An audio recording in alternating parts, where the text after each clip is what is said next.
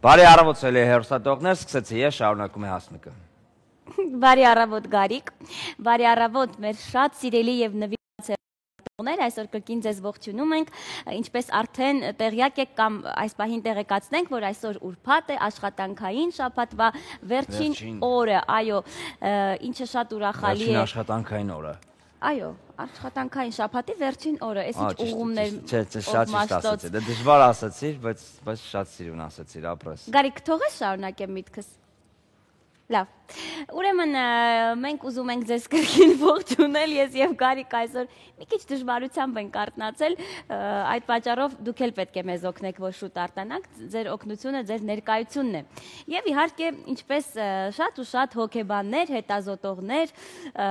միշտ չէ, հետազոտում են ինչ-ինչ խնդիրներ, հենց լավ եւ այսպես առույգ արթնանալու հետ կապված նրանք հայտնաբերել են, որ կան որոշակի այսպես պայմաններ, կանոններ, եթե դրանց դու հետևես, գոնե այդ կանոններից մեկին, ապա շատ ավելի հեշտ կարտանաս, որոնք են այդ կանոնները, ասեմ։ Գոնե մեկին։ Այո, գոնե այս կանոններից գոնե մեկին հետևես, կկարողանաս առույգ կարտնանալ։ Առաջինը, երբ որ արթնանում ես, պետք է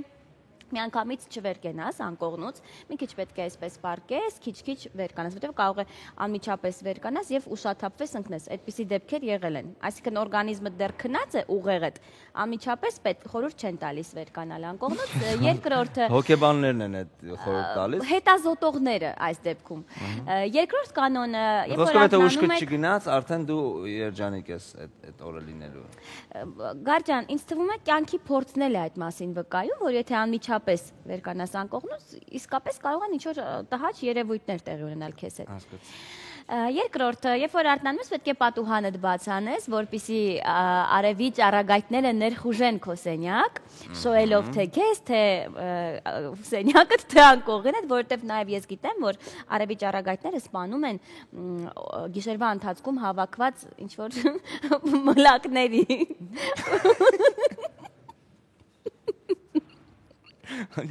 Հոգեբանները, թե հոգեկանները։ Դու մի մոռացիր, որ մեր հոգեբանները տարօրինակ են, ուրիշ են։ Պետք է անպայման մարզվել, դե այդ մասին մենք բազմիցս խոսել ենք, հետո շատ հետաքրքիր մի կանոն կա, որը որ իստում է տրամաբանական եւ բնական է, բայց նրանք այդ մասին էլ են նշել, պետք է լոգանք ընդունել առավոտյան։ Այսինքն կան մարդիկ, ովքեր երևի լոգանք չեն ընդունում կամ չեն հասցնում։ Կան մարդիկ, բայց դու միանգամից իմանում ես անք ովքեր են, որովհետեւ նրանք տխուր են։ Այո, բայց ամենակարևորը տխուր մարդ ես տեսնում, որ նա լոգանք չի ընդունել։ Կամ մարդ չի մարզվել։ Եվ ամենակարևորը պետք է զարթուցիչիդ ձայնը լինի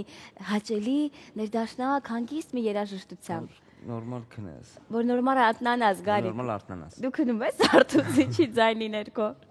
Շատ հետաքրքիր էր եւ իհարկե չմոռանանք թեթև, համեղ եւ օգտակար նախաճաշի մասին։ Նույնիսկ հետազոտողները խորհուրդ են տալիս, ուրեմն նախորոք արդեն պլանավորել երեկոյան, թե ինչ ես առավոտյան ինչ պետք է ուտես, նախաճաշի համար պատրաստես, ասենք մրգեր, օրինակ կատնաշոր, թեթև է մրգերով, ինձ թվում է շատ հետաքրքիր նախաճաշ կստացվի։ Շնորհակալություն Հասմիկ ջան քեզ եւ շնորհակալություն մեր շատ սելի շարլատան հոգեբաններին։ Եկեք այս պահին լավ էլի Հասմիկ ջան, այս ինչեր են։ Լավ։ Ոսիշ խորհուրդներ էր օգտակար։ Եկեք այս պահին միանանք եղանակին, այլ իրոք օգտակար մենք հիմա տեսնենք թե ինչ կարող են քաղել այդ ամեն ինչը այսօր համար մեզ։ Լավ։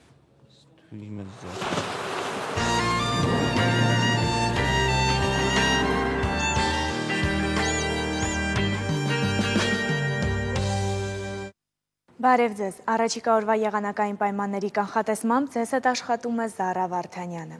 Հանրապետության տարածքը կշարունակի կրել ցիկլոնային դաշտի ազդեցությունը, ինչպես երևում է արբանյակային լուսանկարից, ցիկլոնի անպամացության գոտին դեռևս գտնվում է հանրապետության տարածքի վրա եւ հատկապես ավելի խիտ է արևելյան շրջաններում։ Այսպիսով հանրապետության ողջ տարածքում կդիտվի անպամացություն, իսկ արևելյան մարզերում տեղումներ, լեռնային եւ նախալեռնային հատվածներում ձյան տեսքով։ Իսկ ջերմաստիճանի քարտեզները ցույց են տալիս, որ հանրապետության տարածք հյուսիս-արևելքից ներթափանցում են ցուրտ օդային հոսանքներ, որոնց պատճառով օդի ջերմաստիճանը հատկապես ցածր է սպասվում հանրապետության արևելյան կեսում։ Այժմ տեսնենք, թե ինչպիսի եղանակային պայմաններ են սպասվում հանրապետության մարզերում։ Տավուշի մարզում սպասվում են տեղումներ և մառախուղ։ Իջևանում գիշերը սպասվում է 7 ցերեկը կլինի 10, Դիլիջանում գիշերը սպասվում է 4 ցերեկը 8 աստիճան տաքություն։ Լոռու մարզի առանձին հատվածներում տեղումները կդիտվեն թաց-ձյան տեսքով, Ստեփանավանի և Տաշիրի հատվածներում սպասվում է Վանաձոր քաղաքում գիշերը կգրանցվի 4 ցերեկը կլինի 6, Տաշիրում գիշերը սպասվում է -2 ցերեկը 5 աստիճան տաքություն։ Շիրակի մարզում կդիտվի անպամացություն, Գյումրիում գիշերը սպասվում է 3 ցերեկը կլինի 8, Աշոտսկում գիշերը սպասվում է -2 ցերեկը 6 աստիճան տաքություն։ Արագածոտնի մարզի Աշտարակ քաղաքում գիշերը սպասվում է 4 ցերեկը կլինի 10,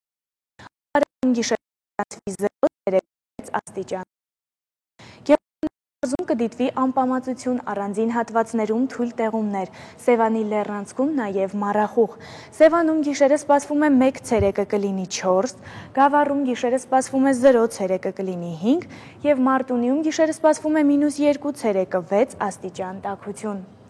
Կոտայքի մարզում Հրազդան քաղաքում գիշերը սպասվում է 0 ցերեկը կլինի 5, Աբովյանում գիշերը սպասվում է 5 ցերեկը 10 աստիճան տաքություն։ Արմավիրի մարզում կդիտվի անպամացություն, օդի ջերմաստիճանը գիշերը սպասվում է 7-ից 8 ցերեկը 12-ից 13 աստիճան տաքություն։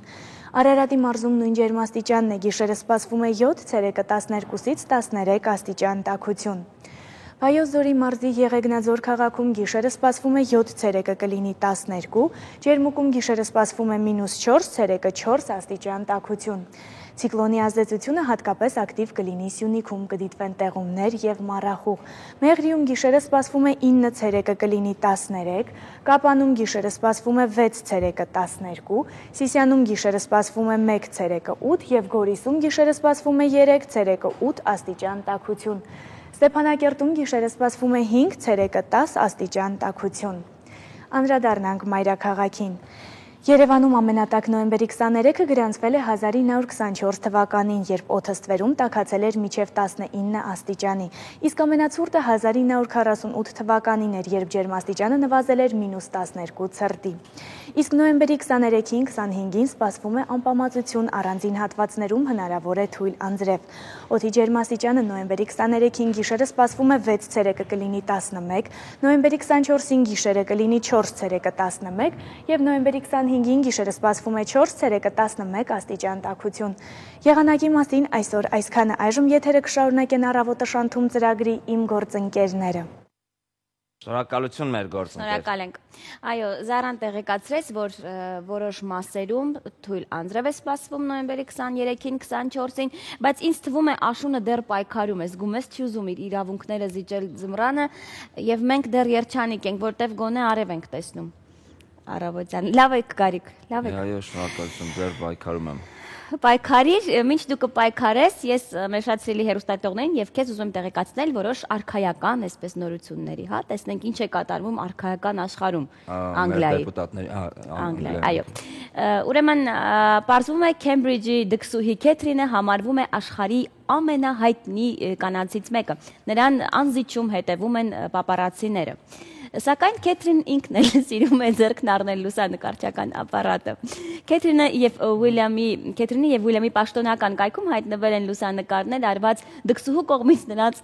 Բորնեո կատարած ճանապարհորդության ժամանակ։ Դատելով լուսանկարներից կարելի է եզրակացնել, որ նա սիրում է բնապատկերներ, հնամենի ծառեր, լեռներ, խորհրդավոր կենդանիներ, շատ հետաքրքիր այս պահը, էկզոտիկ տեղանքներ։ Պարզվում է Քեթրինը լավ լուսանկարում է, Գարիկ, շատ կարևոր ինֆորմացիա քեզ համար, արթնանալու համար։ Իհարկե, ինչքան թանկ լինեն, չէ՞, այդ նկարները երևի։ Շատ։ Օրինակ, կարծում եմ, մեր թագավոր, եթե մենք թագավորություն լինենք, որ աշխարհում կա երկիր, որտեղ նրան անվանում են դքսուհի։ Հետաքրքիր խոսքեր եւ բառեր ունենք մենք հայերենում, իհարկե, դքսուհի, չգիտի, կարծում եմ, որ իմանա հիասթափվի։ Ուրեմն, քանի որ վերջերս տենդենց է դարձել, անընդհատ բողոքելու խցանումներից Երևանում, որ խցանում են, խցանում։ Այս մեքենաները ինչքան են շատացել, բան ասեմ, որ աշխարհում կար մի երկիր, որտեղ նրա այդ ամեն ինչի լուծումը գտել էին եւ հեծանիվներով էին, բայց այժմ հիմա Այժմ իրանք են խնդիր դեմ, որտեվ հեծանիվներով արդեն խցանում Չասես Հոլանդիան։ Ամստերդամ կոնկրետ, հա, Հոլանդիա, Ամստերդամ, դե 800,000 բնակիչ ունի Ամստերդամը, որոնցից 500,000-ը հեծանիվով են, եւ հիմա արդեն հեծանիվների խցանումներ այլ մարդիկ չեն կարողանում շարժվել։ Համար այնտեղ արդեն, այո, հաջորդ լուծումը ինձ թվում է, ի՞նչն է հաջորդ լուծումը։ Ոդքերն է, հետո ոդքերով է խցանում լինում, մի ոդքովն է։ Չէ, իսկ կարծում եմ խցան լինում, sense կողքի քայլեմ։ Կողքի ոդքով, ձեռքով, թեւով։ Բայց Հայաստանում դեռ ուրախ լուլ ունեմ, մեքենաներով դեռ խցանումներ ան։ Դե ուրեմն մենք դեռ շատ ունենք մինչ հեծանիվները։ Արմի անանք տեսնենք Իրինան որտեղ է գտել փոքրիկ գեղեցիկ խցանումիկներ։ Իրինա։ Բարի առավոտ Գարիկ Հասմիկ։ Բարի առավոտ։ Բարի լույս, հարգելի հեռուստադիտողներ, ովքեր իրենց օրը սկսել են Շանթի հետ, իսկ եթե ձեզ հետաքրքրում է քաղաքային երթևեկությունը, ապա տեղեկացնեմ, որ այսօր այն բավական ակտիվ է եւ հենց ակտիվության պատճառով էլ մենք այս պահին կանգ ենք առել մայիսի 9 Գարեգին Նժդե խաչմերուկում, որտեղ ձևավորվել է մեքենաների կուտակում, մեքենաները այս տարածքում տեղաշարժվում են 2-ից 5 րոպե տևող հաճախակի կանգառներով։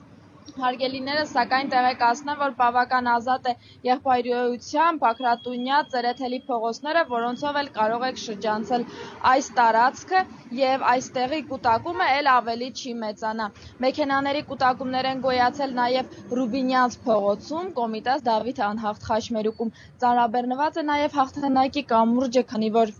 այդ կամուրջ մեքենաների ակտիվ հոսք է եւ Արգիշտի փողոցից եւ Ծիծեռնակաբերդի խճուղուց եւ Իսակովի պողոտայից, հատկապես ծանրաբեռնված է Իսակովի պողոտան։ Շրջայցի ընթացքում մեքենաների կուտակումներ հանդիպեցինք նաեւ Հերացի պողոտայում, Փափազյան, Վաղաշյան փողոցներում։ Մեքենաների ակտիվ հոսք է նաեւ Աշակունյաց պողոտայում, Գրիգոր Լուսավորիչ եւ Ագաթան Գեղոս խաչմերուկում։ Մինչդեռ Տիգրան Մեծխանջյան, Ալեք Մանուկյան, Աբովյան փողոցները բավական ազատ են եւ հանգիստ կարող եք օգտվել հենց այդ փողոցներից։ Այս ժամի համար այսքան, առավել թարմ տեղեկություններով դեռ կհանդիպենք Գարիկ Հասմիկ։ Իրինա, շնորհակալություն։ Շնորհակալություն Իրինա ջան։ Դե Իրինան կազմակերպում է այս խցանումները։ Քեզ այդպես է։ Խնդրում եմ մի վարքյան կանգնեք, էլի խնդրում եմ մի վարքյան կանգնեք, հեսա բան վարեմ։ Խցանումներ են կատարվում քաղաքում, վերջանում գնացեք։ Գարիկ, դու անսպար երևակայություն ունես, շատ լավ ատեսես, որովհետև ես այդ աղջկան 4 աչքով եմ նայում այս պահին, բայց ես կասեի, որ Իրինան չի կազմակերպում այդ խցանումները, որովհետև ես ինքս ականատես եմ եղել, առավոտյան վաղ ժամերին արդեն խցանման մեջ եմ ես հայտնվում, աշխատանքի գալուց։ Բայց դու այդ պահին ինչ էիր անում, կանգնած փողոցում խնձոր էի ուտում։ Պատես դրա համար էլ խցանումներ ա լինում։ Դու կանգնած փողոցում խնձոր եք ուտում։ Լավ, Գարիկ, եք խցանումների թեման թողենք, որտեվ այն միշտ եղել է կա եւ կլինի, ինչպես որ ես զգում եմ, անցնենք շոու բիզնեսի, հա, նորություններին, ռուսական շոու բիզնեսի նորություններին։ Այս իմացա մեր մոտ նորություն կա։ Մեր մոտ էլ կլինի։ Հերթական սկանդալի կենտրոնում է հայտնվել Ֆիլիպ Կիրկորովը։ Ռուսական փոփ երաժշտության արքա Ֆիլիպ Կիրկորովը վրդովված է, որի 2 երեխաների ծնվելուց հետո նրան չեն վճարել մայրական գումարը։ Տարօրինակ է, մայրական գումարը, տեսնենք թե դա ինչ է։ Հիշեցնենք, որ երեխաները լույս աշխարհ էին եկել փոխնակ մայրերի օգնությամբ։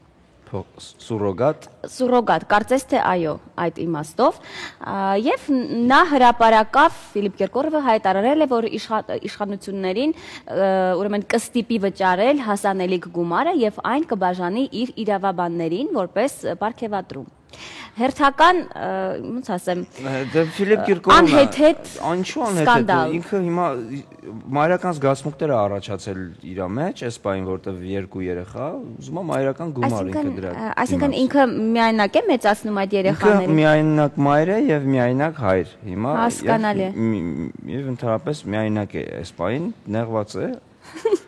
Դու տենց տեղյակ ես։ Եվ փողի կարիք ունի, խնդրում եմ։ Ֆիլիպ Կիրկորովի մասին դու տենց մի խոսա իրոնիայով, խնդրում եմ։ Իրոնիայով չեմ խոսում, պարզապես նա միշտ առանձնացել է իր ինձ համար անհեթեթ սկանդալային ինչ-որ պատմություններով, դրա համար նա մեծություն է։ Չեմ կարծում, որ նա մեծություն է։ Գուցե նա Ոնց, նա մեծություն է։ Քեզ համար մեծություն է։ Իհարկե։ Լավ։ Մեծություն է։ Ամեն մարդ իր ընտրության իրավունքն ունի։ Չէ, դե Հասմիկ ջան, դու չես տեսել Ֆիլիպին, ինքը այլանդակ մեծություն է։ Ես տեսել եմ, իդեպ կյանքում տեսել եմ։ Բտես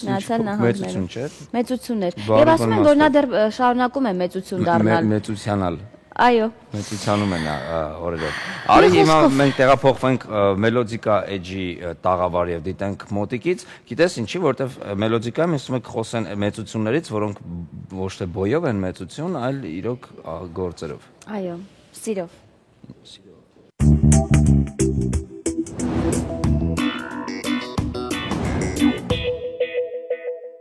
Բարի լույս երաժշտասեր հեռուստադիտողներ։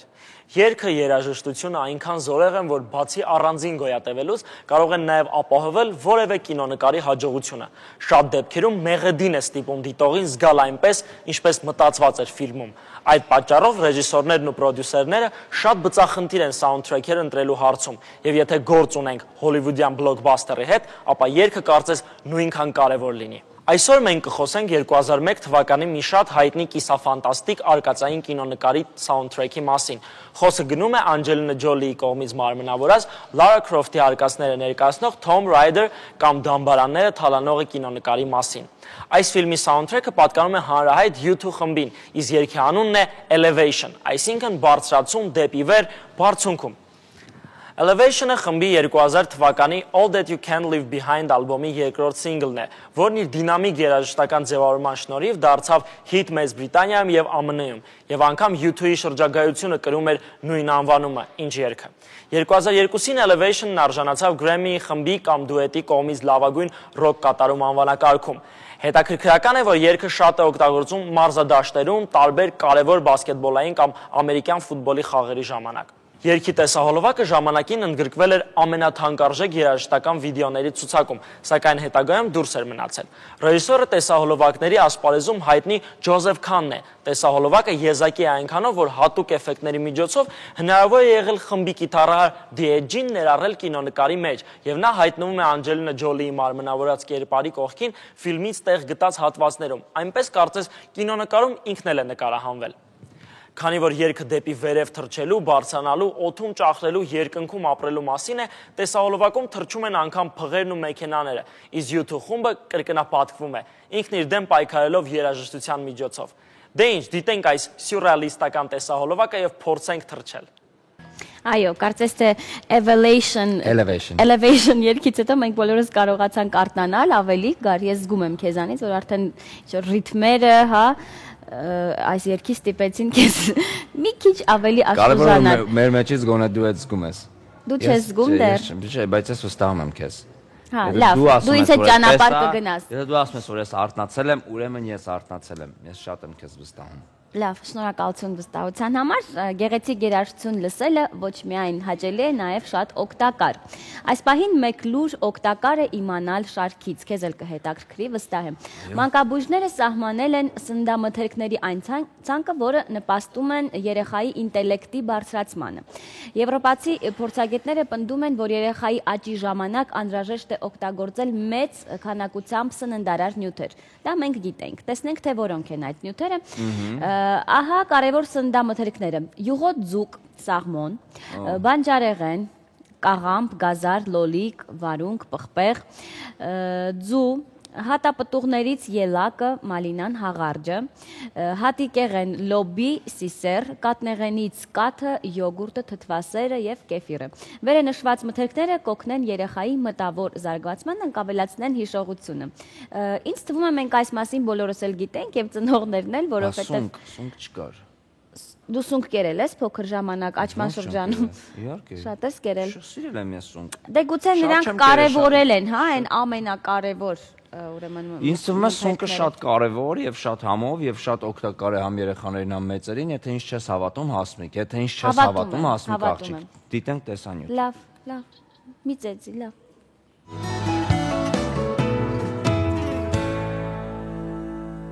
Սունկ սիրող մարդիկ գիտեն լավ սունկ գտնելու համար նախ պիտի դրանց տեսակները տարբերել։ Ասում են Հայաստանում մոտ 4200 սնկի տեսակ կա։ Դրանցից մեկին հենց նոր հանդիպեցի, բայց չգիտեմ այն արդյոք կարելի է ուտել։ Մարդը սունկ կերել է դեռևս հնագույն ժամանակներից։ Քարանձավում ապրող մարդիկ թունավոր սունկը ուտելիից տարբերում էին իրենց համար երևի ամենապարզ եղանակով։ Եթե որևէ մեկը սունկ էր ուտում եւ մահանում, նշանակում էր այդ տեսակը թունավոր է։ Թունավոր լինում են այն սնկերը, որ ասենք բնության մեջից հավաքում են դաշտից, սարից, անտառից, իսկ նրանք չեք իմանում կենդանական ինչ հումքի վրա են զարգանում։ Թունավորը մեջը սոխ են գցում, սխտոր են գցում, հետո մշտական, ասենք, նույն տեղից են առնում։ Ես ուղղակի ճանաչում եմ սունկերը։ Հայաստանում ամենասպառվող սնկի տեսակը շամպինյոնն է։ Այն առավել պահանջված է գարնանն ու աշնանը։ Շամպինյոն գներից հարկ է ուշադրություն դարձնել արտաքին տեսքին։ Եթե դրա վրա մանր սև բծեր նկատեք, նշանակում է քաղվելուց հետո այն երկար ժամանակ պահվել է։ Սննդամթերքներից մեկն է, որը պարունակում է սպիտակուցներ, որը որոշակի ձևով փոխարինում է նաև կենթանական ծագման սպիտակուցներին։ Վիտամիններով, ամինաթթուներով հարուստ խոշոր ու թարմ սունկն առաջին հայացքից կարող է գրավել նույնիսկ սունկ չսիրող սպառողին, բայց բոլոր դեպքերում զգուշանալ դրանցից պետք է։ Զգուշացեք։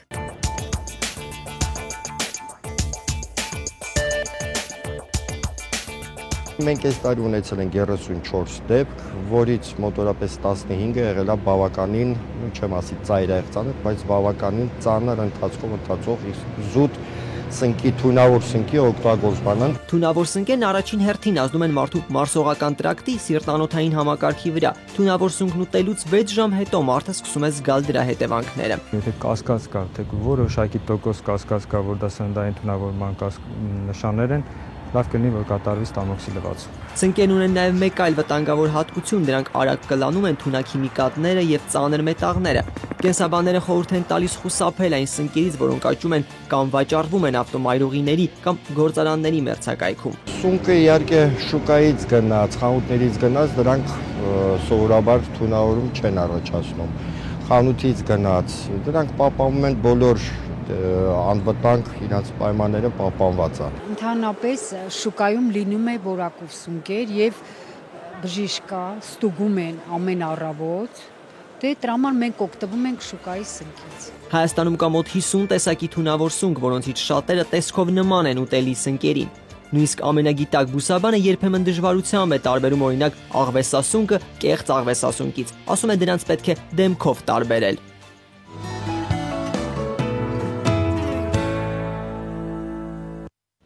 Որ ասում եմ,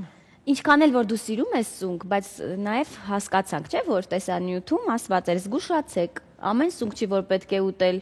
Կարծիքով ես ինչ սունկ բռնում ուտում եմ։ Իմ մոտ այդպիսի տպավորություններ, դու նենց պաշտպանեցիր սունկը։ Չէ, ես հիմնականում կողմ եմ ուտելու սունկերին։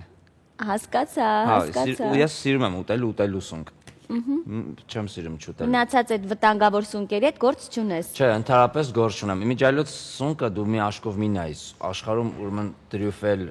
անունով սունկ կա, որ ահավոր թանկ է, այսինքն կիլոգրամը $4000։ Այդ ինչ սունկ է։ Այդ այն սունկն է, որ իտալացիները նվիրել են Օբամային շնորհավորելով։ Մի կիլո սունկ են նվիրել կապակցությամբ։ Տրյուֆել, պատկասում ես, այդ սունկը եթե չուտես, գոնե երազանք է, հետը նկարվես։ Պատկերացնում եմ Օբաման ինչքան է նկարել։ Բայց օրինակ կա նաև շատ համեղ բան, որը մաչելի է, հնարավոր է ուտել։ Ուզում ես ասեմ։ Օրինակ, մոռացել ես դու մեր հովանավորին։ Ոնց կարելի է մեր հովանավորներին մոռանալ։ Համետ եւ սննդավար մսամտեր կառաջարկում ես Royal Food բարձր որական կրկներն եմ, համտեսեք անուշ լինի։ Ինչ ընկել եք տրյուֆելի հետևից $4000։ $4000-ի դես ինչքան Royal Food կուտես ու ասենք ինձ թվում է ամբողջ կյանքումդ օգուտ կլինի քեզ։ Եւ մեր մյուս համեղ թարմեղ սննդարարովանավորն է Անի Թթվասերիկը, որը նորույթ է մեր շուկայում, Անի Թթվասերիկ, կարևոր են նույնիսկ մանրուքները։ Այո, հենց մանրուքներից են ստեղծվում, չէ՞, կարևոր երևույթները մեր կյանքում, եւ այս պահին ինչ կարևոր երևույթ, եթե չկա գովաստ մեր եթերում։ Գովաստ։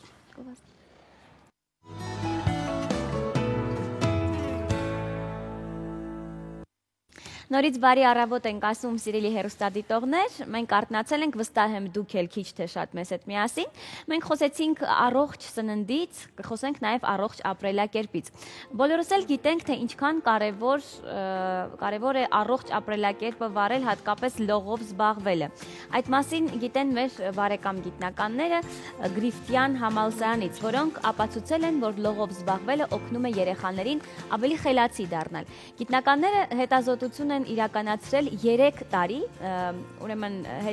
նրանց հետևել են 3-ից 5 տարեկան 180 երեխաների։ Արդյունքում փորձագետները եկել են եզրակացության, որ այն երեխաները, որոնք վաղ տարիքից լողով են զբաղվել, հեշտությամբ են սովորել մաթեմատիկա, լեզուներ, ինչպես նաև լավ նկարել են։ Այո, այս պահին սիրով ուզում եմ ներկայացնել մեր հյուրերին, որոնք արդեն տաղավարում են եւ հենց լողի բնագավառի հետ կապ ունեն, մեր այսօրվա հյուրերն են։ Ուրեմն մեր հայկական պետական ֆիզիկական կուլտուրայի ինստիտուտի լողի ամբիոնի վարիչ պրոֆեսոր Իգոր Սաֆարյանը եւ ընդ որում լողի մեր Հայաստանի լողի ֆեդերացիայի նախագահ Մարի Արավոտ եւ իհարկե մեր գեղեցկուհիները, լողորդուհիները, որոնք 4-րդ կուրսի ուսանողուհիներ են, նրանք են անունազգանունները չես, Շուշանիկ Միքայելյանը եւ Մարիաննա Թորիկյանը։ Ահա եւ ես մի քիչ դժվարությամբ փչեց շարունակեմ ես բարի առավոտ բոլորին։ Դուք շատ նորմալ է, որ հիմա մեզնից թարմ տեսք ունեք, որտեղ սպորտսմեններ եք եւ սովորական է, չէ՞, առավոտյան։ Գիտեք, ինձ շատ հետաքրքիր է, երբ որ ասում են պրոֆեսոր պարոն Սաֆարյան եւ աղջիկներ, որոնք արդեն ինչպես մի քիչ առաջ խոսում ենք, ասացիք, որ ավարտում են լողի ամբիոնը։ Այ օրինակ ուղղակի լինելով սպորտսմեն կամ լինելով պրոֆեսոր, տարբերությունը ո՞րն է այդ ամեն ինչի։ Կարող է եթե ուղղակի լավ ես լողանում, բայց ինչ-որ բաներ կա, հմտություններ կա, որ չգիտես, չես կարող շարունակել։ Իհարկե պարտադիր չի, որ դասախոսը լինի լավ, բարձր կարգի լողորդ, համենայն դեպս նա պարտադիր ժամանակին պարապել է լողով։ Ինչ վերաբերում է ինձ, ես եղել եմ հանրապետության չեմպիոն, հավաքականի անդամ, երկար տարիներ շատ շուտ իհարկե։ Սովետական ժամանակ։ Սովետական ժամանակ, հա, իսկ հիմա դասավանդում եմ ինստիտուտում։ Բայց շատ լավ է, որ դուք ամբողջ պատմությունը կիմանաք եւ հայկական լողի զարգացման եւ անկման, որ երևի այս պահին ապրում ես գիտեմ, եւ շատ ուրախ կլինեմ, որ մեզ տակ ինֆորմացիա, ինչու սովետական ժամանակներում զարգանում էր մեզ մոտ սպորտը, կոնկրետ հենց լողի մասին է խոսքը, իսկ հիմա անկում։ Հերթին ես ուզում եմ մի քիչ խոսել լողի նշանակության մասին ֆիզիկական դաստիարակության համակարգում։ Ֆիզիկական դաստիարակությունը չի կարելի հաշվել ավարտված, եթե մարդ լողալ չգիտի։ Ընդհանրապես լողը ամենակարևոր կիրառական նշանակությունը նրանում է, որ ինքը ունենա այդ հմտությունը կյանքի համար։ Բոլոր մարդիկ պարտադիր պետք է կարողանան լողալ։ Բացի դրանից, ֆիզիկական դաստիարակության համակարգում լողը ունի շատ մեծ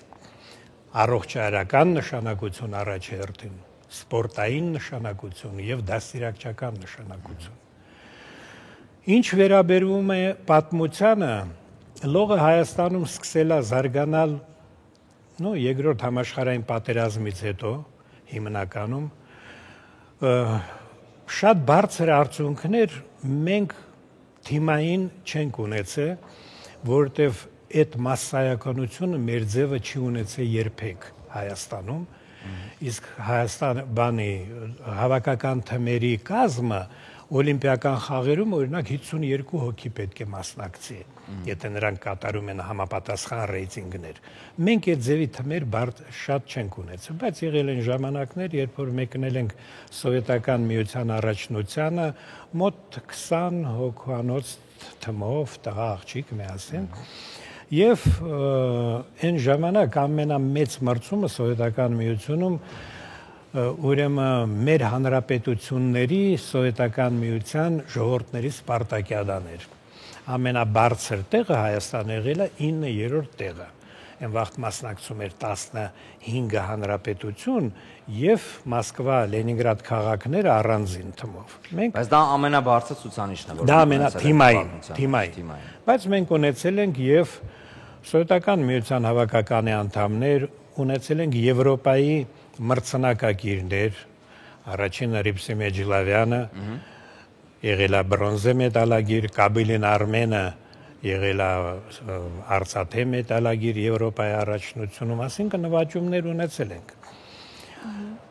Ինչից է կախված նվաճումը լողում, երևի դա կրկիր կլինի։ Այո, այսօր կոնկրետ ինչ խնդիրների հետ ենք առնչվում, որ մենք ունենք ցուցանիշներ գրանցած շատ շուտ։ Եվ այդ ցուցանիշները չեն ավելացել, այդ ձևի ցուցանիշներ երևի չունենք արդեն, վերջի տարիների ընթացքում բոլոր այդ ռեկորդները Հայաստանի լավացրել են մեր լողորդները, համենայն դեպս չի կարելի ասել, որ մեր լողը Հայաստանում կրում է մասսայական բնույթ։ Ամենակարևորը դու պետք է գտնես շատ օժտված մարդկանց, երիտասարդներին, որոնց անհատական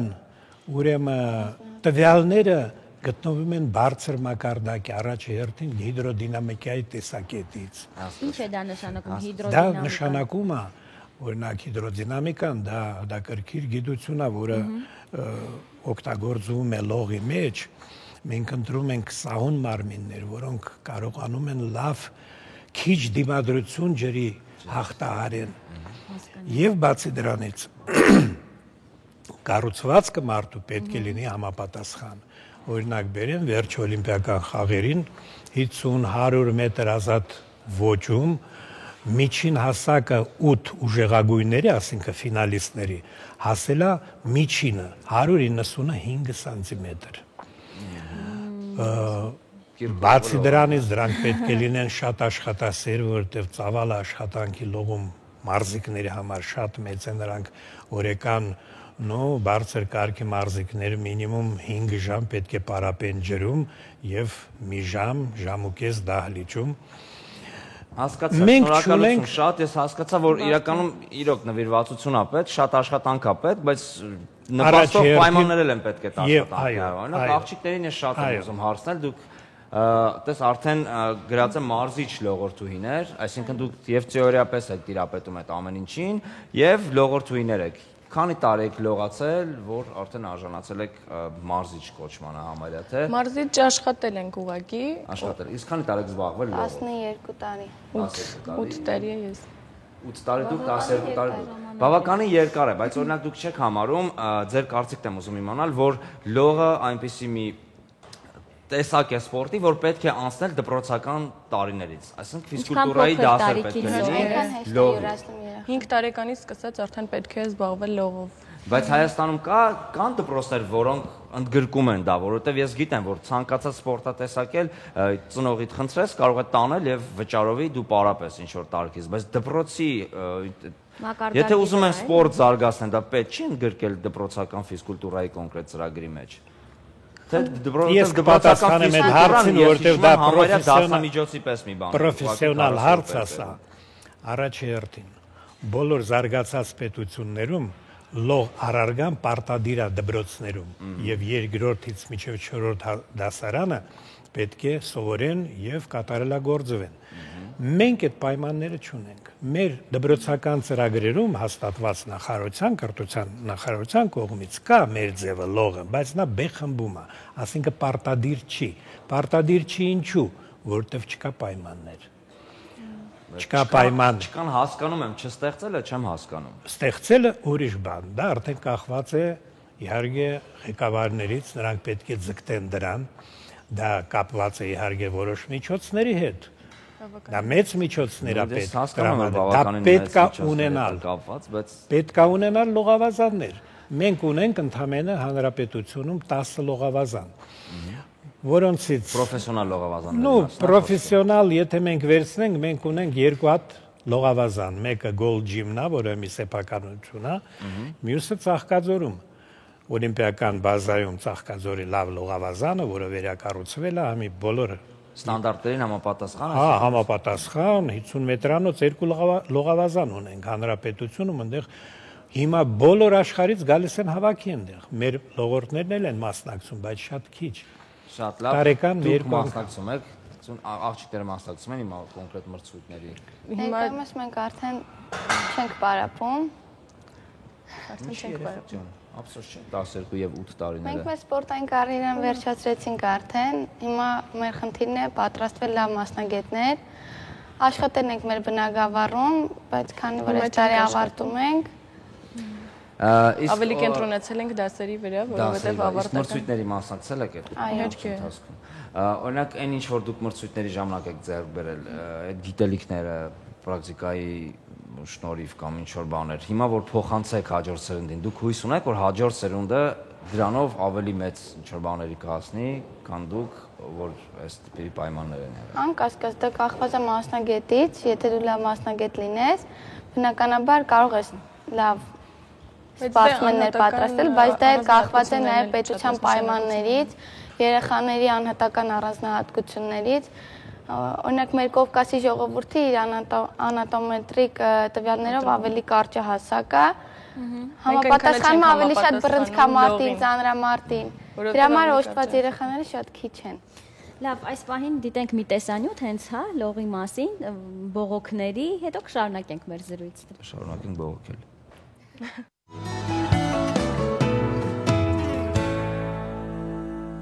Ուզում ես, որ երկինքը ոտքերից տակ լինի, գլխի վայր կանգնիր։ Ասում էր մեր ժամանակների ամենահայտնի ճահը Ջոնաթան Լիվինգստոնը։ Թռչել իմանալը մարդկանց ամենաբաղձալի երազանքներից է։ Ասում են թռիչքի առաջին իսկ վայրկյանին ճաշակում ես երկնային մենթոլի համն ու արփում, փարվում ես սառն ամպերին ու զգում, որ ոչինչ այլևս չես զգում։ Մոտավորապես նույն բանն է տեղի ունենում մարդու հետ, երբ նա լողում է։ Թռչել մենք չգիտենք, բայց լողալ սովորել կարող ենք։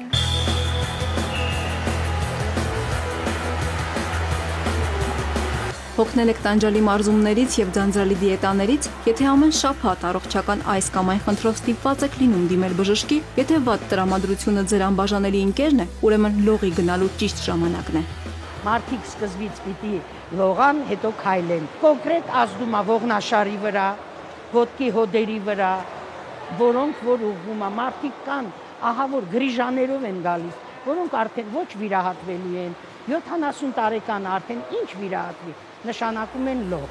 Լողն ուժեղացնում է օրգանիզմի դիմադրողականությունը, ամրացնում է մկանները, օգնում է ազատվել առօրյա միապաղաղությունից։ Տեղատոմսն այս հարկավոր է ընդունել օրական ընդամենը 30-40 րոպե։ Ի դեպ, լողն այն միակ սպորտաձևն է, որով կարող են զբաղվել բոլորը։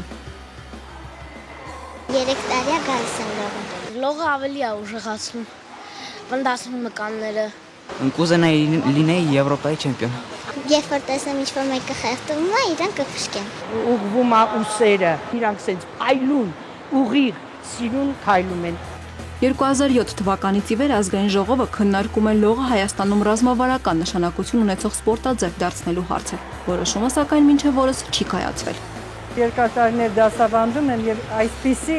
անառողջ վիճակ ազգի ես երբեք չեմ նկատել։ Մարզադպրոց գոյություն չունի հանրապետություն։ Դուք հասկանում եք, դա կատաստրոֆիկ երևույթ է։ Կառավարությունը ցանկացավ լողը մասսայականացնել, բայց մարզիկների համար նպաստավոր պայմաններ այդպես էլ չապահովեց։ Աշխարհը մեզ ճանաչում է որպես լողի ասպարեզում ցածր ցուցանիշներ դրսևորող երկիր, եւ օլիմպիական խաղերի մասնակցելու հնարավորությունը մեր մարզիկներին ընձեռվում է միայն որպես քաջալերում։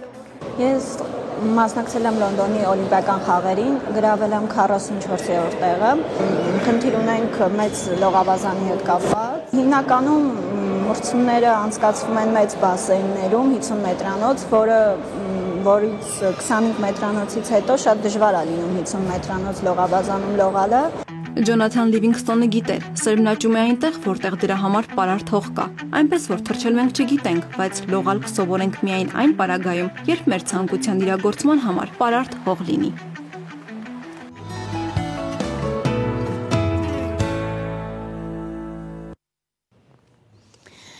Տեսանյութից էլ պարզեր, որ իսկապես շատ թերի կողմեր կան լողի բնագավառի հետ կապված, մի քիչ այսպես այդ տրամադրությունը ծրելու համար փորձեմ աղջիկներին, հա, շատ հետաքրքրող մի հարց, օրինակ դուք մասնագետ եք լողի եւ բնականաբար ունեք ձեր պատճառներ ինչու եք ընտրել լողը, կա կարծիք, որ տարբեր սպորտաձևերից լողը միակն է, որ կարող է կնոջը ընդմիշտ ֆիզիկական ճիշտ ֆորմաների մեջ պահել, արդյոք ճիշտ է այդ կարծիքը։ Ճիշտ է, որովհետեւ լողը միակ սպորտաձևն է, որը հավասարաչափ զարգացնում է բոլոր մկանները եւ մկանների ձգվածությունը ապահովում է մարմնի ճիշտ կազմվածքը։ Այսինքն կարող եք առանց որոշակի սննդակարգերի, հա, սահմանված դիետաների, եթե լողի եք հաճախում, միևնույն է այն պահում է ձեր ֆորման։ Իհարկե։ Ուղղակի հաճախակի պետք է զբաղվել լողով։ Օրինակ ինչքան մոտավորապես շաբաթական 2-3 անգամ առնվազն։ Բավարար է արդեն դա։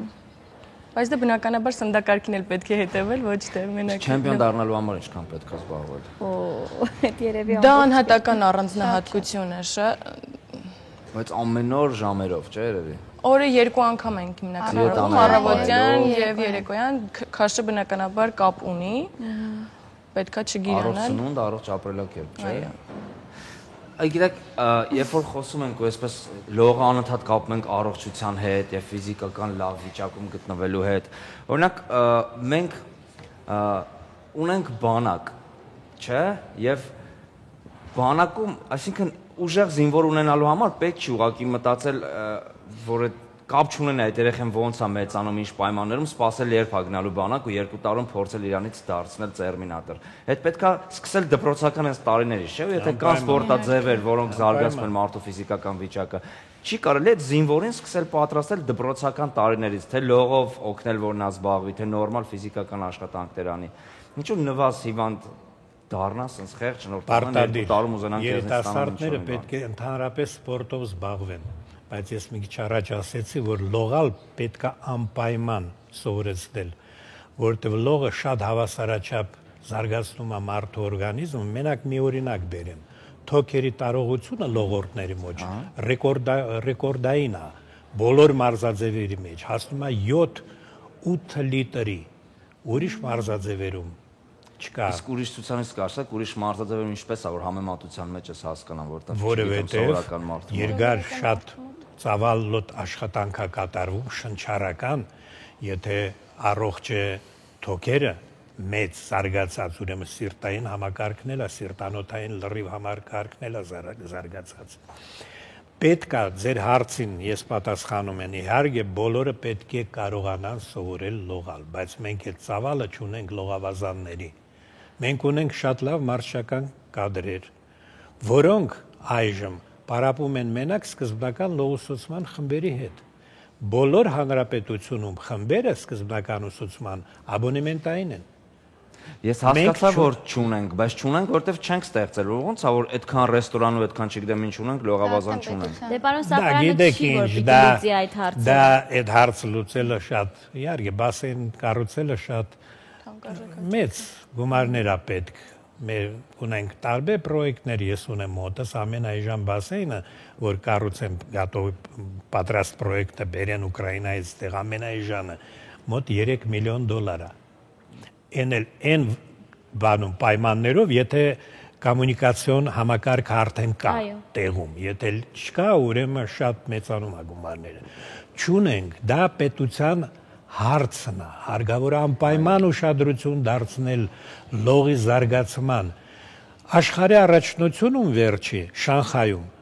լողից մասնակցել էր 165 պետություն։ Դուք պատկերացնում եք, ես չեմ պատկերացնում ուրիշ մարզաձև։ Դա մեծ տոն էր։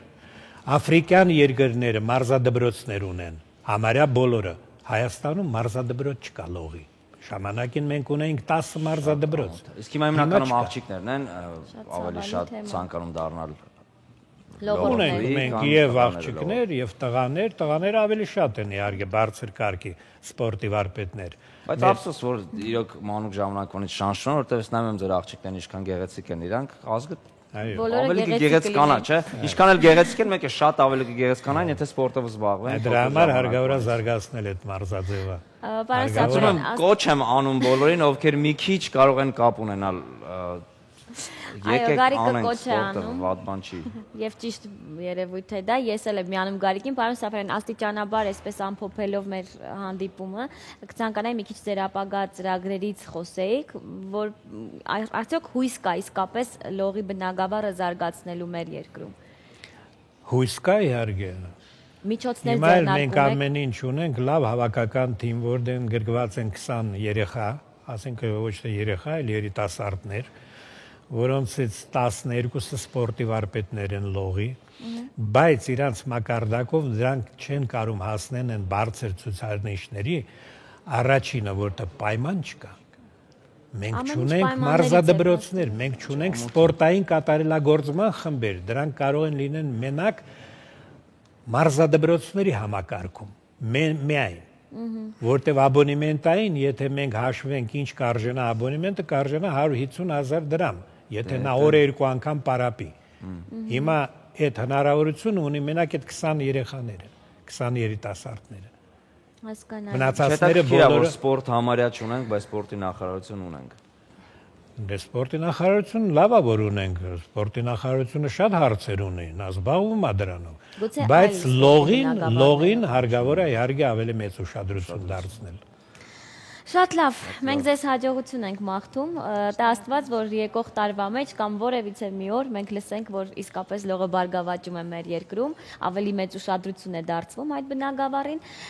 եւ ձեզ ամենալավն ու բարին, շնորհակալ ենք։ Եվ կհաղթենք Մայքլ Ֆելփսին բոլորս։ Դե մի քիչ շատ ստապեցի, բայց այս տարի ավարտեց իր կարիերան։ Չենք հասցնելու։ Ավարտեց։ Լավ, ուրիշներն էլ կծնվեն, վստահ եմ։ Շնորհակալություն, որ մեզ հետ եք։ Ես կուզեմ, որ մյուս անգամ գաք ու ասեք, որ բոլոր այս խնդիրները, որ այսօր խոսեցինք, բոլորը լուծվել են։ Այո, կամ գոնե սկսում են լուծվել։ Այդ ժամանակ արդեն հույսը ակնհայտ կլինի։ Դա երկար պետք է տարիների ընթացքում։ Թող սկսեն, թող երկար տևի, բայց թող գոնե սկսեն։ Սկսում են, բայց շատ տեմպերը դանդաղ է։ Դանդաղ։ Եղավ, շնորհակալություն ձեզ, շնորհակալություն մեր հյուրերին, ապշո ժամանակը կարճ էր եւ մենք արդեն միշտ գովազդով եւ շարունակենք հետո։ Շնորհակալություն։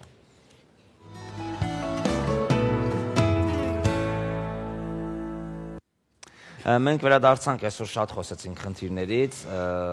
շատ խոսեցինք խնդիրներից, բայց մենք ունենք հնարավորություն հիմա մի քիչ տրամադրությունները բարձրացնելու մեր եւ դա դրանում մեզ կօգնի։ Իհարկե երաժշտությունը։ Դիտենք տեսահոլովակ եւ վերադառնանք, որտեվ կրկին խոսել ենք շատ հետաքրքիր թեմայի շուրջ։ Ստեղի բանի կյանքի հետ է կապված, այստեղ դժվար է։ Ավելի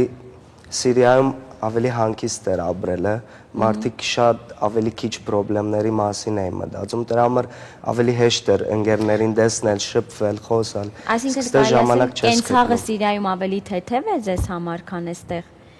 Կենցաղը, կյանքը գուցե ավելի էժան է։ Այո, շատ ավելի քիչ խնդիրներ ունեին մարդիկ մտածելու, քան Հայաստանում։ Իսկ Սիրիա հայերը կոնկրետ ինչ արտոնություններ հիմա ունեն այստեղ։ Արտոնությունները սելով Արտոնություններ, օրինակ փաստաթղթեր ձևակերպելու մեջ, աշխատանք գտնելու մեջ, ինչ որ արտոնություններ կա։ Մանրամասնորեն չեմ գիտեր, բայց որոշ բաներ կա, օրինակ բանի հետ ավտոյի պրավա են ասում, պրավայի հետ վարորդական իրավունք ձեռք բերելու հետ կապված։ Այդ դրա մեջ հեշտություններ են տալիս, ապրանք բերելու հետ կապված, մաքսայինի հետ կապված ինչ որ հեշտություններ կան։ Իսկ բալիկներ դուք ուսման բարձերի հետ ներողություն։ Հետի ամենակարևոր բանն է, որ այս տարի Սպիրկի նախարարուհի աջակցությամբ շատ մեծ գործ կատարեցին եւ երիտասարդական հիմնադրամը այս տարի մոտ 200 ուսանողի ուսման բարձերը ինքը վերցուց իր վրա։ Սիրիայի ովքեր եկել են այստեղ ուսումներ 200 սիրիայի աշակերտ 200 այս տարի անվճար են սովորելու։ Այս տարի։ Այո, հիմնականում այս տարի, որը շատ լավ բան է։ Իսկ 200 հոգու, որտեվ 200 ուսանող ունենք, թե շատ կային ուղղակի 200-ը բոլոր սուրիահայ ուսանողները, որ կան հայկական բուհերում, Հայաստանի բուհերում անվճար են սովորելու, որը մոտ 200 աշակերտ են։ Շատ լավ։ Իսկ երեխաները որ դպրոցներում են սովորում։ Խաչիկ Տաշտենցի անվան հայրենասերում։ Ահա, իսկ դու։ Ես Արեքնազան Գլթահամարի։ Իսկ ձեր դպրոցում կան էլի սիրիահայեր։ Այո։ Շատ են։ Այո, էլի վերջերս եկել են, այսինքն դուք ինչ եթե խնդիրներ ունենում եք, փորձում եք իրար հետ երևի հաղթահարել այդ խնդիրները։ Ստացվում, հա։ Մի քիչ շատ sense բանով չեք ասում, հա։ Այո, ինչ որ վստահ չեք, հա, դեռ վստահ չեք։ Ես իրոք շատ կուզեմ, որ բոլոր խնդիրները, ես ինչքան էլ շատ ուրախանում եմ, որ դուք հայրենիքում եք եւ այլն, բայց ես շատ կուզեմ, որ բոլոր խնդիրները շատ շուտ լուծվեն եւ դուք շատ արագ կարողանաք վերադառնալ ձեր առօրյային, հիշելով Հայաստանից մենակ լավ բաներ եւ արդեն գաք Հայաստան ոչ թե այն պահին, որ ստիպված պետք է գաք, այլ այն պահին, որ ուզում եք, սիրում եք, կարոտում եք ձեր այստեղի ընկերներին եւ գալիս եք իրենց հետ խաղում եք, աշխատում եք։ Օրինակ ես շատ կուզեմ, որ դու եթե սովորում ես հիմա այստեղ, ասենք, ունենաս աշխատանք, ունենաս բեմեր, որովհետեւ գիտես դուրսը շատ ավելի գնահատում են այն ինչը որ իսկական հայկականն է եւ ժողովրդականը եւ ավանդույթները հայկական։ Ավելի դուք պահպանողական եք մեզանից իմիջայլոց, ես նկատել եմ հայկական այդ ադաթները դրսում շատ ավելի են պահպանում։ Գարոդը գա։ Հայրենիքի գարոդը գա։ Գիտես Հայաստանում փորձում ես դրսից մի բան բերել, որ նորություն լինի, իսկ դուրսը փորձում ես Հայաստանից մի բան բերես, այո։ Ճիշտ է, ասում որ ժողովրդական երգով դու իրոք կարողանաս հասնել մեծ հաջողությունների։ Դուք եթե այստեղ շարունակեք ձեր ուսումը, կարողանաք այնպիսի ուսում ստանալ, որ պատկերացնում եք, որ ձեր կյանքը այդպես պետք է լինի, երբ որ ասենք Սիրիայում եք եւ գնում եք դպրոց։ Ձեր ծնողները ինչպես են։ Լավ են։ Կբարևեք մեր կողմից։ Շատ լավ բալիկներ ունեն նրանք, քո ծնողները ինչպես հասկացա դեռ չեն տեղափոխվել։ Չէ։ Բայց կա, հա, պլաններում կան այդպիսի։ Եթե շատ վատ լինի երևի գա ինք պլանները գա մի քիչ վիճակի հետ կապված գալու խնդիրները գա։ Ժոզեֆ, մի հարց առաջացավ ինձ մոտ, այդ որ ասացիր ամեն ինչը թողնում են մարդիկ, չէ, ստիպված եւ գալիս են։ Իսկ կան մարդիկ, ովքեր բիզնեսներ ունեն Սիրիայում, կարող են լինել այստեղ, բայց այնտեղ իրենց բիզնեսը չկորցնեն։ Այսինքն շատ ժամանակավոր գուցե։ Այս լարված վիճակում վտանգավոր է, ռիսկի բան է։ Այսինքն շատ մարդիկ կան, որ ռիսկի թողել են ամեն ինչը իրանց ունեցվածքը, որու մեջ կա գործարաններ, խանութներ, դուներ, թողած եկած են։ Ինչ կլա այդ գործարանների վերջը ոչ մեկը չի իմանում։ Հասկանալի։ Բայց ցավալին գիտես որն է, որ ասենք պատերազմը կոնկրետ եւ մարդիկ մեկը պատերազմական շրջանում նույնիսկ չեն կողմնորոշվում այդ ամեն ինչը այնտեղ թողնեն, թե գան այստեղ 0-ից սկսեն, որովհետև այդքան վախենում են, որ այստեղ այդ ամեն ինչը կորցնեն։ Նախընտրում են դեռ պատերազմական վիճակում պահել ամեն ինչը, քան թե բերել այստեղ 0-ից սկսել։ Դրա համար պետք է մարդկանց համոզել, որ այստեղ ապահով է, եւ բացի համոզելուց իրոք ցույց տալ, որ այստեղ ապահով է, որովհետեւ կան մարդիկ զարգացնեն իրենց բիզնեսը, որպեսզի արդարացվեն այս երեխաների ապագայի հետ կապված սպասումները։ Շնորհակալ ենք։ Շնորհակալ եմ շատ Ժոզեֆ ջան, շնորհակալություն, որ եկել եք։ Մենք հիմա տեսալովակ կդիտենք եւ դուք էլ կանցնեք ձեր այսօր դասերին եւ առօրյա գործերին։ Հաջողություն ենք մաղթում, պինդ եղեք։ Երկու բառով մի բան կարամ ավելացնեմ։ Այո։ Երեք ինչպես գիտենք Ամերիկայում տելետոններ, հայկական հիմնադրամի բոլոր գազագերբողներուն այդ տելետոնի ես շնորհակալություն կհայտնեմ։ Բոլոր այդ մարդիկ, որ իրենց կարողություններու սահմաններու մեջ ինչ որ մի բանով օգնել, այդ բոլորին անհատ մեկ շնորհակալություն կհայտնեմ։ Միանում ենք շնորհակալություններին, այո։ Սպիրկի նախարարուհին Տիգին Հրանուշ Հակոբյանին իր բոլոր աջակցությունների համար, իր գազմից Լուսինեին, որ Սիրիահայերի բոլոր խնդիրներով ինքն է զբաղված հիմնականում, իրանց բոլորին մեկ շնորհակալություն կուզեմ հայտնել, ասված իրենց ուժ կարողություն դա, որ բոլորի խնդիրներին հասնեն։ Մենք էլ ենք շնորհակալություն հայտնում բոլորին եւ Թելեթոնի կազմակերպիչներին եւ այն մարդկանց, ովքեր իրենց լուման ներդրեցին եւ հույսով ենք, որ բոլորի գումարները կծառայեն իրենց նպատակներին։ Շնորհակալություն, իսկ մենք ընդմիջվենք տեսալովակով։ Սիրունիկ։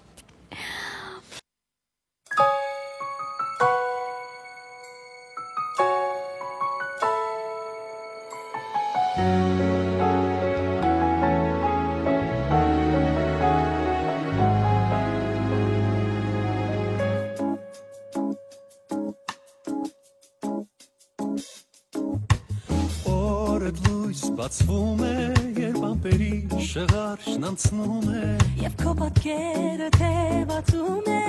կապույցով իապի Քո հպարտ անունը, իմ պապերի օջախն ու տունը Եվ երկնքիդ խաղաղ անունը, տեսիլ կախտի ճամփի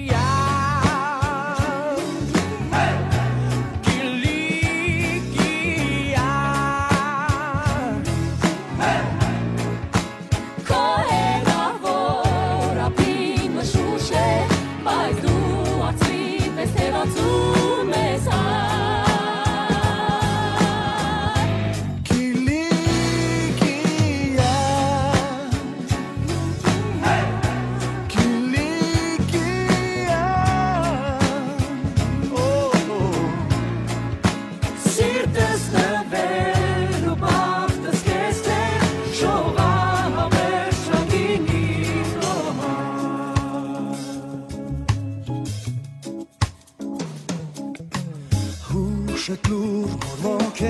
ավազներից առնող բողոք է Իսկ այ բենգիմ նասես աղոտք է աշխարը գերտուղի Երկդ միշտ ընչում է ու երազի ձայնով կանչում է Սպրված հոգին տենչում է իջնել իր մայն հողին Սերս հույսես հավա Մեր դրոշնես ապա Եվ արվեստացենք որ կերտում ենք մեր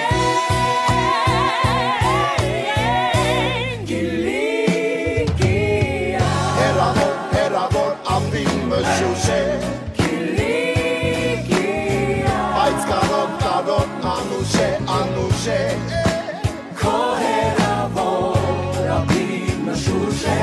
Բայց դու արծվի պես թևացում ես Կիլիկիա Հերավոր ապին մշուշ է Կիլիկիա Բայց կարող անուշ է Սիրտս նվեր ու գաղթս կես է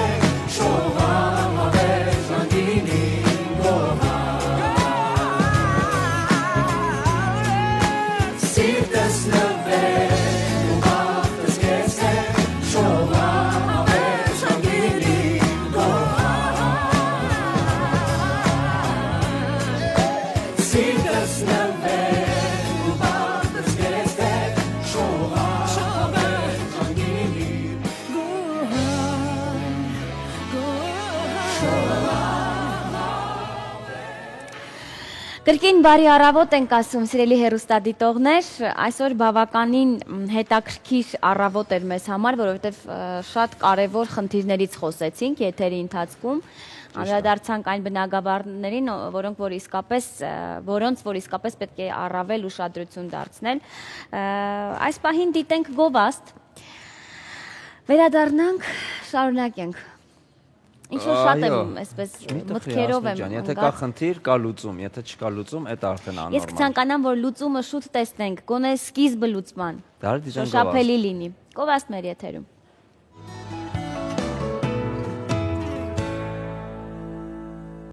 Այս առավոտվա համար վերջին անգամ ձեզ ասում ենք բարելույս, որտեվ հաջորդը արդեն կասենք ծեսություն։ Այո, բայց միշտ տեսություն ասել է, ես կցանկանայի մի լուր ընթերցել բոլորիդ համար, ապացուցվել է, որ նիհար մարդիկ ավելի դժբախտ են։ Կարիք դու դժբախտ ես։ Շատ, ավելի, ոչ թե շատ, այլ ավելի դժբախտ եմ։ Գենետիկները։ Բայց օրինակ, ասենք ես դժբախտ եմ Հասմիկ, ու տենց հեշտ անցա։ Ընկերական ոչ մի, ասենք, ապացիա կոմոդ չկա, գարի դժբախտ ես, այո, գենետիկները։ Ասեմ ինչի, որտև ես օգնի մի հարցով, չէ։ Ես վստահ եմ, որ դու երջանիկ ես։ Կարիք դու առողջ ես, մեկ։ Դու փառք տիրոջ, ունես քո աշխատանքը, ունես գեղեցիկ կին, ամեն ինչ զբաղվում ես քո սիրած գործով, երաժշտությամբ ես զբաղվում, ինչը քեզ շատ ոգևորում է, ես վստահ եմ, ինչու ես քեզ դժբախտ համարում։ Բայց որովհետև գիտնականները տենց են պարզել, որ ինչ ուզում ես արա, եթե դու նիհար ես, ավելի դժբախտ ես։ Այս դեպքում առհամարհիր, թե ինչ են պարզել գիտնականները, որովհետև նրանք տարօրինակ են, չէ՞ որ մենք գիտենք դա։ Նրանցից տարօրինակներն են մենակ տարօրինակ, կան լավերը։ Լավերը կան։ Հա, բայց տարօրինակները լրիվ տարօրինակ են։ Դու դրական կարծիքներին քո համաձայնությունը տուր։ Փաստորեն ես դժբախտ չեմ։ Դու դժբախտ ես, Գարիկ։ Շնորհակալություն։ Գարիկ, դու դժբախտ ես։ Շնորհակալություն, Հասմիկ։ Շարունակենք։ Բարի Հասմիկ։ Բայց ասեմ նաև, որ գենետիկները եկել են այն եզրահանգման, որ գիրանալու բարձր ռիսկայնություն ունեցող մարդիկ 8%-ով պակաս են տառապում դեպրեսիայով։ Նրանք հայտարարել են, որ գեր մարդիկ ավելի երջանիկ են, քան նիհարները։ Նոր տվյալները հերքում են նախկինում գոյություն ունեցող տեսակետը, թե ավելորդ քաշը բերում է դեպրեսիայի վիճակի, իսկ այդ վիճակում մարդիկ իրենց երթին քաշ են ավելացնում։ Այս անգամ գիտնականները հետազոտել են 21 երկրի կամավորների DNT-ի 17,000 տեսակ։ Դու հիմա ոնց որ մարդկանց Պրոպագանդես, որպեսզի չավանան։ Չէ, այդպիսի բան չկա, պարզապես կա տեսակետ անցալում, որ երբ որ մարդիկ գեր են, նրանք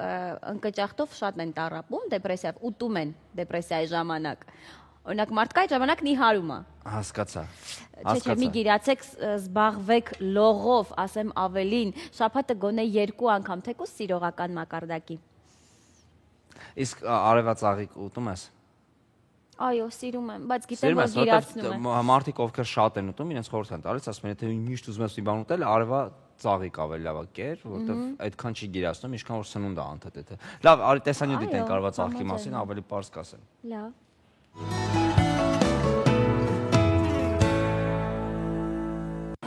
Այն չեն սիրում ատամնաբույժները, իսկ սրտաբանները խորհուրդ են տալիս օգտագործել փոքր չափաբաժնով։ Ոմանց համար ժամանակը կրճատելու լավագույն տարբերակ, ոմանց համար պարզապես կախվածություն։ Ինչպես ընտրել լավ արևածաղիկ եւ ում է այն հակացուցված, ինչին է այն օգտակար եւ ինչին վնասակար։ Արևածաղիկ առաջինը մշակել են հնդիկները։ Նրանք արևածաղկից հաց էին թխում, օգտագործում տենդի ժամանակ, պատրաստում հակաթույն օձերի խայթի դեմ։ Տերևներից էլ ստանում էին մանուշակագույն ներք դաջվածքների ու գործվածք ներկելու համար։ Արևածաղիկը Եվրոպա հասավ 16-րդ դարում նախ այգիները զարդարելու համար, ապա նաև սննդի մեջ օգտագործելու։ Շատ եմ սիրում, բայց աշխատում քիչ օգտագործեմ, որտեղ գիտեմ, որ վնասակար բանը շատ ունի։ Նամանավանդ ատամների հետ կապված։ Շաբաթական 2 անգամ։ Շատ հազվադեպ։ Հիմա ընդհանրապես եւի արդեն այդարի մի անգամ 2 անգամ, բայց ինչ որ մենք հատուկ չենք առնում, էլի, եթե ինչ որ շրջապատում բան լինում է տենց։ Արևածաղիկը հարուստ է գերչահագեցած ճարպաթթուներով, հատկապես օմեգա 3 ճարպաթթուներով, որոնք որ շատ մեծ կարևոր նշանակություն ունեն օրգանիզմի համար։ Նախ եւ առաջ նրանք նվազեցնում են խոլեստերինի մակարդակը արյան մեջ, կանխում են աթերոսկլերոզի զարգացումը, կանխում են մի շարք սիրտանոթային հիվանդությունների զարգացումը, նպաստում են արյան զարկերակային ճնշման իջեցմանը, ինչպես նաեւ կարգավորում են իմունային համակարգ։ Կիսաբոված արևածաղիկն օգտագործվում է նաև ճնշումն իջեցնելու նպատակով։ Արևածաղկի մեջ կա նույնքան կալցիում, որքան կաթի եւ թթվասերի։ Արևածաղկի մեջ պարունակվող եւ վիտամինը եւ ցինկը նպաստում են մազերի առողջ եւ գեղեցիկ տեսքին։ Վիտամիններից հատկապես կուզենայի նշել վիտամին B խմբի վիտամինները, որոնք որ պատասխանատու են նյարդային համակարգի նորմալ գործունեության համար, մաշկի, ինչպես նաեւ աշխատունակությունն են ապահովում վիտամին B-ն, ինչպես նաև կանխում են անքնությունը։ Սակայն այսքան օգտակարության հետ մեկտեղ այն նաև վնասակար է հատկապես ատամների համար։ Երկարատև եղևազրկումից հետո կարող է մաշվել, այսպես ասած, կարծր հյուսվածքը, այսինքն ատամի էմալը, ու առաջանում է հիմնականում ֆրոնտալ ատամների մասին, այդ խմբի ատամների մասին է խոսքը գնում, առաջանում է էսթետիկ տեսակետից դեֆեկտ։ Բովելու ընթացքում այդ մի շարք սննդային նյութեր պարզապես քայքայվում են։ Դրա համար ցանկալի է օգտագործել արևածաղիկը շատ պարզապես չորացված։ Եթե դու հաղորդավար ես, դերասան կամ երգիչ, ապա արևածաղիկն առհասարակ հակացուցված է։ Ամենակարևոր վնասը դա այդ յուղն է, որը պարունակում է իր մեջ, այսինքն այդ արևածաղկի յուղը, ես անգամ երգիչներին համերգից առաջ ընդհանրապես այդ օրը թույլ չեմ տալիս անգամ ուտեն այն ուտեստները, որը պատրաստված են արևածաղկի յուղի վրա։ Ինքներդ համոզվեք, փորձեք այդ ձեթ ասվածը, հա, արևածաղկի յուղը գցել ինչ որ թեկուզ փայտից ինչ որ մի բանի վրա, որևէ իրի վրա, եւ որոշ ժամանակ հետո դուք կտեսնեք ձեռքով որ անեք, ինքը այսպես փառ է դառնում։ Այդ նույն փառը նստում է կոկորդի եւ ձայնարարերի վրա։ Արևածաղիկը հակասթրեսային եւ հոգեթերապևտիկ ազդեցություն ունի, բայց զգուշացեք, այն կարող է գիրացնել։ 100 գրամ արևածաղկի սերմը պարունակում է 520 կիլոկալորիա։ Օրական չափաբաժինը ցանկալի է չգերազանցել 100 գրամը օրական, որpիսի մենք ստանանք արևածաղկից միայն դրական։ Արևածաղիկ գնելիս խորհուրդ է տրվում ընտրել կեղևով արևածաղիկ հերմետիկ եւ ոչ թափանցիկ փաթեթավորմամբ։ Փաթեթավորման վրա անպայման պետք է գրված լինի պահպանման ժամկետը եւ այն չգերազանցի 6 ամիսը։ Այն մարդիկ, ովքեր ունեն գաստրիտ, կոլիտ, խոցային հիվանդություն, մարսողական համակարգի, իրանց հակացուցված է պաստորեն արևածաղկի օգտագործումը։ Արևածաղկի որակը կարելի է ստուգել այն լցնելով սպիտակ թղթի վրա եւ տրորելով։ Եթե թուղթը սևանա, ապա արևածաղիկն անորակ է եւ այդ փոշին վնաս է բերանի խոռոչին ու ստամոքսին։ Այդ պատճառով արևածաղիկը բովելուց առաջ պետք է անպայման լվանալ սառը ջրով։ Թեև առողջությանը վնասակար չէ, բայց բոլոր դաստիարակված մարդկանց հակացուցված է հասարակական վայրերում կեղևազրկել արևածաղիկ եւ կեղևը գցել գետնին։